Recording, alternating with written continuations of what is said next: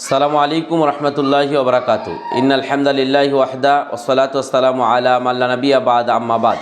সম্মানিত দর্শক ও শ্রোতা মণ্ডলী, আমরা খুবই গুরুত্বপূর্ণ একটি বিষয় আলোচনা করব, সেটি হচ্ছে লাইলাতুল কদরের আলামত বা লাইলাতুল কদর কিভাবে আপনি চিনবেন, কি কি নির্দেশন রয়েছে সেই রাতের, আমরা সেই ব্যাপারে আলোচনা করব ইনশাআল্লাহ। সহিহ ইবনে খুজাইমা, সহিহ বুখারী এবং সহিহ মুসলিম থেকে এই মর্মে কিছু নির্দেশনা রয়েছে। নবী মুহাম্মদ রাসূলুল্লাহ সাল্লাল্লাহু আলাইহি ওয়াসাল্লাম বলেছেন, রাতটি গভীর অন্ধকার ছেয়ে যাবে, অর্থাৎ লাইলাতুল কদরের রাত যেদিন হবে সেদিন রাতটি গভীর অন্ধকার হবে, মানে অন্ধকারাচ্ছন্ন রাত হবে যেদিন লাইলাতুল কদর হবে।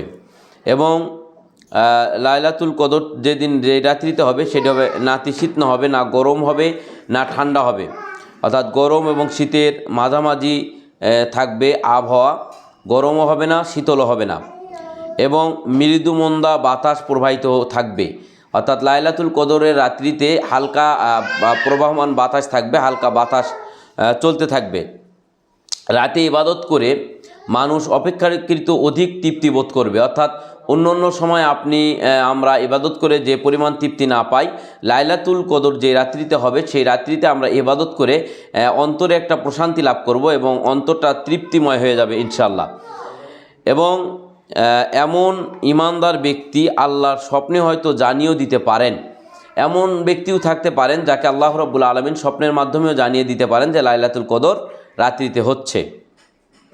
ওই রাতে বৃষ্টি বর্ষণ হতে পারে, অর্থাৎ লাইলাতুল কদরের রাত্রিতে বৃষ্টি হতে পারে। এই মর্মে আরও অনেক হাদিস রয়েছে যে রাসূল সাল্লাল্লাহু আলাইহি ওয়াসাল্লাম যেদিন লাইলাতুল কদর পেয়েছিলেন, পরের দিন রাসূল সাল্লাল্লাহু আলাইহি ওয়াসাল্লামের মাথায় অর্থাৎ সেজদার স্থানে কাদো লেগেছিল, মসজিদ কাদা কাদা হয়েছিল, বৃষ্টি হয়েছিল রাতের বেলা, এই মর্মেও হাদিস রয়েছে। এবং আরও অনেকগুলো নিদর্শন রয়েছে, এর মধ্যে সূর্যের তাপমাত্রা কম থাকবে, হালকা থাকবে এবং আলো বেশি ছড়াবে।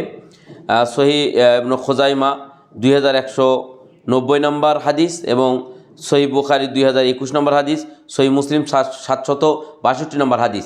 এই হাদিসগুলো আমরা একত্রিত করে আপনাদেরকে মূল কথাগুলো আপনাদের সামনে পেশ করার চেষ্টা করেছি। ইনশাআল্লাহ আপনারা যারা লাইলাতুল কদর সন্ধানী দিনী ভাই ও বোন, তারা আশা করি আপনারা এখান থেকে উপকৃত হবেন বলে আমরা আল্লাহর কাছে আমরা আশা করি, এবং আল্লাহ রাব্বুল আলামিন আমাদের সকলকেই লাইলাতুল কদর অনুসন্ধান করার তৌফিক দান করুন। আল্লাহুম্মা আমিন। আসসালামু আলাইকুম রহমতুল্লাহি ওয়া বারাকাতুহু।